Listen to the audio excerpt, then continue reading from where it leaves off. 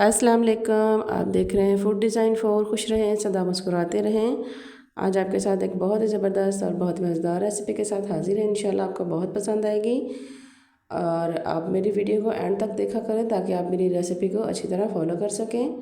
चलिए शुरू करते हैं। बिस्मिल्लाहिर्रहमानिर्रहीम। सबसे पहले हमने प्याज लिए हैं।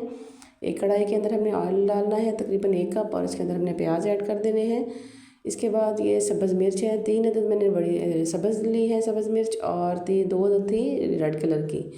इनको हमने फ्राई करना शुरू करना है। फ्लेम हमने जो अपने चूल्हे की है वो ऑन कर देनी है और हमने इनको इतना फ्राई करना है कि इनका जो हल्का हल्का कलर है वो तकरीबन ब्राउन हो जाए। ये मैंने इनको ढकना लगा के रख दिया है और ये देखिए जी हमारा तकरीबन ये कलर हमारा ब्राउन हो चुका है। और अब हम इसके अंदर स्पाइसेस ऐड करेंगे। स्पाइसेस में मैं इसमें अंदर करूँगी 1 चम्मच जो लाल मिर्च है बड़ा चम्मच, मेरे पास छोटा चम्मच था इसलिए मैंने 2 ऐड किए हैं। 1 चम्मच हल्दी और इसके बाद मैं इसके अंदर नमक ऐड करूँगी। स्पाइसेस आप अपने हिसाब से लेने, अगर आप कम यूज़ करते हैं तो आप कम इस्तेमाल कर सकते हैं। या मैंने इसके अंदर 1 चम्मच जो है तकरीबन 1.5 चम्मच के करीब छोटा चम्मच है मेरे पास, ये मैंने नमक ऐड कर दी।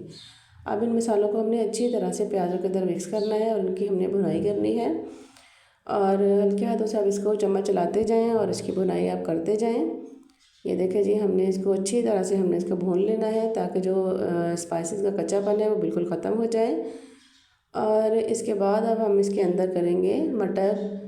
ये देखें जी ये मटर हम इसके अंदर ऐड करेंगे और मटर ऐड करने के बाद अब हम इसको अच्छी तरह से हम भुनेंगे।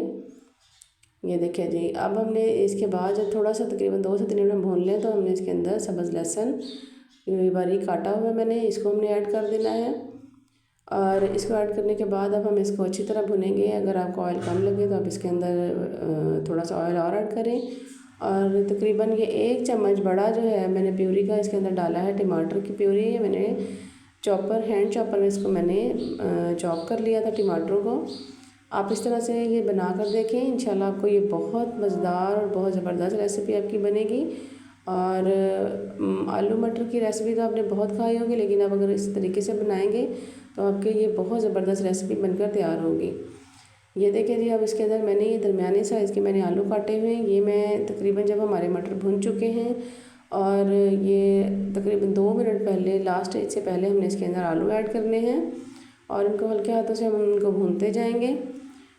ये देखिए कितना ज़बरदस्त कितना खूबसूरत कलर इसका आ चुका है। इनको हमने भूनना है अच्छी तरह और अब हम इसके अंदर थोड़ी सी कसूरी मेथी, जब तक 3 से 4 मिनट हम इसको भून लें तो हमने इसके अंदर ये जो मसाले हैं कसूरी मेथी और गरम मसाला हमने इसको ऐड करके हमने इसको अच्छी तरह से भूनना है। ये देखिए जी इसको हमने हल्के हाथों से अच्छी तरह से इसकी हमने भुनाई करनी है। बहुत ही ज़बरदस्त बहुत ही मज़ेदार ये रेसिपी बनकर तैयार होगी। आलू मटर तो हर घर में बनते हैं, लेकिन अगर आप इस तरीके से बनाएंगे तो आपके ये बहुत ही मज़ेदार बनेंगे। अब हमने इनको 1 गिलास तकरीबन इसके अंदर पानी ऐड करना है ताकि ये जो हमारे मटर और जो आलू हैं वो अच्छी तरह से गल जाएं। ये देखिए इनको हमने अच्छी तरह से मिक्स करना है और हम इसको थोड़ी देर के लिए तकरीबन 5 से 7 मिनट के लिए हम इनको तकरीबन दरमियानी फ्लेम पर ढकना लगा कर रखेंगे ताकि जो हमारे आलू और मटर वो अच्छी तरह से गल जाएं। अगर आपको मेरी रेसिपी पसंद आए तो आप मेरे चैनल को लाइक करें, सब्सक्राइब करें और शेयर ज़रूर किया करें ताकि मेरी रेसिपी से और लोग भी फ़ायदा उठा सकें।